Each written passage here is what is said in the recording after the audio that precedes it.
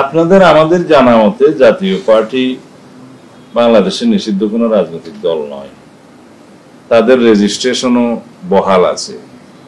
তাদের বিরুদ্ধে মানবতা বিরোধী অপরাধের কোনো মামলা পার্টি হিসাবে জাতীয় পার্টির এগেনস্টে এখনো পর্যন্ত দায়ের করা হয়নি। তো এসব ক্ষেত্রে জাতীয় পার্টি নির্বাচনে আসার জন্য কোনো অযোগ্যতা তো নেই। জাতীয় পার্টি নির্বাচনে অংশগ্রহণ করবে কি করবে না সেটা তাদের নিজস্ব ব্যাপার। তাদের পুরাতন সঙ্গী আওয়ামী লীগের সাথে যদি তারা জোটবদ্ধ হয়ে নির্বাচন করতে চায় সেটাও তাদের নিজস্ব ব্যাপার।